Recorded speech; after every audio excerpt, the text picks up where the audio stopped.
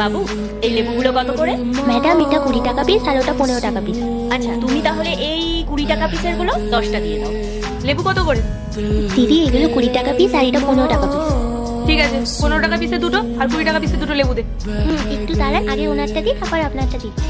না, আমারগুলো আগে দে, আমার অনেক কাজ আছে। ওনারটা পরে দিয়ে দিবি। বাবু, কোনো ব্যাপার না, ওই দিদির হয়তো এমার্জেন্সি আছে, তুমি ওই দিদিকেই আগে দিয়ে দাও, আমি ওয়েট করছি। Okay madam. এই নিন ম্যাডাম, আপনার টোটাল হয়েছে। এমা, এই কি দিদি? ম্যাডাম, আপনি একটু দাঁড়ান, আমি টাকাটা নিয়ে আসছি। দিদি দাঁড়ান। দিদি, আমার টাকাটা। টাকা? কিসের টাকা?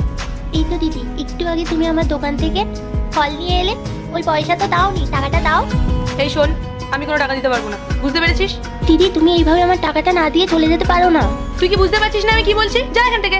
আপনি একটা বাচ্চার সাথে এভাবে কেন কথা বলছেন? আপনি কে? আর এটা আমাদের দুজনের ম্যাটার, আপনি নিজের নাক গলাবেন না এর মধ্যে। শুনুন, আপনি পাবলিক প্লেসে ছোট একটা বাচ্চার সাথে এইরকম বিহেভিয়ার করছেন, এটা একদম ঠিক না।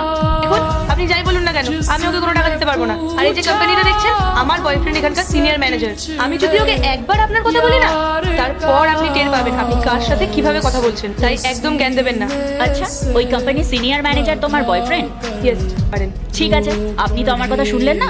আপনি এক কাজ করুন, আপনার বয়ফ্রেন্ডকে ডাকুন, দেখি ও এসে কি করে। হ্যালো, হ্যাঁ রাহুল, দেখো না, তোমার অফিসের সামনে একজন ফালতু মহিলা এসে অনেকক্ষণ ধরে আমার সাথে খারাপ ব্যবহার করছে। তুমি তাড়াতাড়ি আসো তো। হ্যাঁ পায়েল, বলো, কে তোমার সঙ্গে খারাপ ব্যবহার করেছে? Good morning ma'am. রাহুল, তুমি এটা কি করছো? এই ফালতু মহিলাটাকে তুমি ম্যাম কেন বলছো? পায়েল, তুমি এটা কিভাবে কথা বলছো ওনার সাথে? তুমি জানো উনি কে? উনি আমাদের কোম্পানির বস, সোমা ম্যাডাম।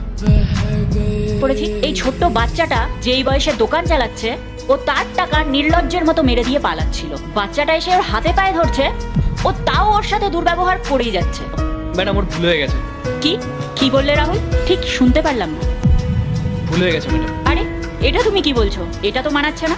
একটু আগেই তো তোমার গার্লফ্রেন্ড তোমার নাম করে হুমকি দিচ্ছিল, বলছিল তুমি আসলে নাকি আমাদের কপালে খুব দুঃখ আছে, ওর দোকান তুলে দেবে, আমাদেরকে নাকি হেভি শিক্ষা দেবে।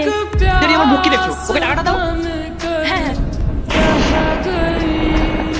এই নাও। বাবা, আমার ভুল হয়ে গেছে, আমাকে ক্ষমা করে দিও। তোমার সাথে এমন ব্যবহার করাটা আমার একদম উচিত হয়নি। আমি আর কখনো এমন করবো না।